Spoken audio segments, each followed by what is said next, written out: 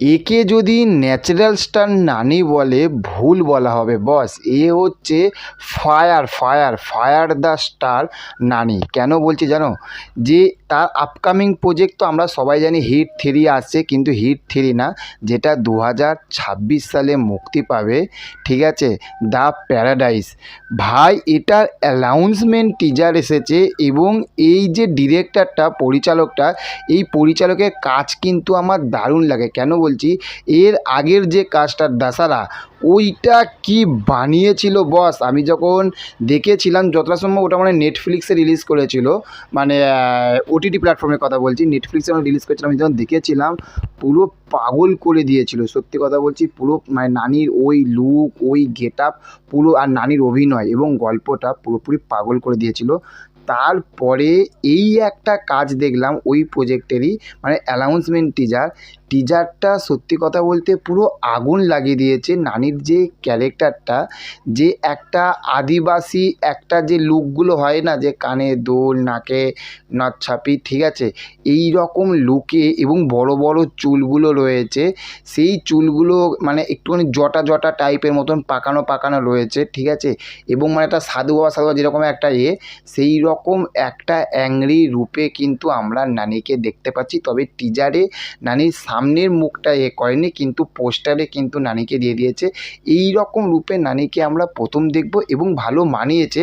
এবং এর গল্পটা যেটা হিন্সটা দিয়েছে, পুরনো ইতিহাস, যে ব্যাকগ্রাউন্ডে যে ভয়েসটা দিচ্ছে, মানে নানির যে মায়ের যে ক্যারেক্টারটা করবে, সেই যে ভয়েসটা দিচ্ছে, যে প্রাচীন ইতিহাসে তো পাখিদের কথা তো সবাই বলে, কিন্তু কাকের গায়ের রং তো কালো, ওই জন্য কি কাকের জন্য কি কোনো ইতিহাস নেই?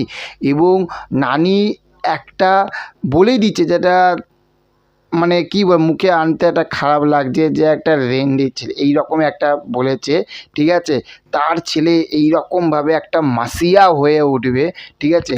ওই জায়গাটা না সত্যি বলছি পুরো আগুন লাগিয়ে দিয়েছে এবং এর ভিএফএক্সটা পুরো পাগল করে দিয়েছে বস। সত্যি কথা বলতে পুরো পাগল করে দিয়েছে।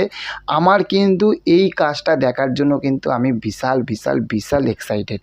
নেক্সট আরেকটা যেটা অ্যানাউন্সমেন্ট, সেটা হচ্ছে যে 2 বেঙ্গল টাইগার কিন্তু আর বলা যাবে না, পুরো এবার আস্তে আস্তে আস্তে আস্তে কিন্তু অল ওভার ইন্ডিয়া টাইগার হয়ে উঠেছে। কিন্তু এক হচ্ছে আমাদের সবার প্রিয় বুম্বাদা, আর আরেকটা হচ্ছে বস।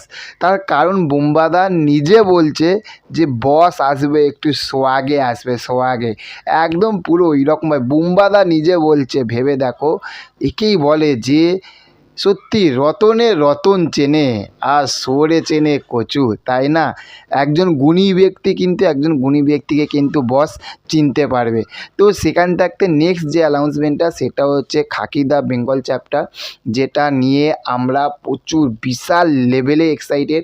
আমরা জিৎদাকে এবং প্রসেনজিৎদাকে, মানে জিৎ প্রসেনজিৎ এদের দুজনকে একসঙ্গে দেখতে পাবো এবং নেটফ্লিক্সের মতন বড় পর্দায় দেখতে পাবো।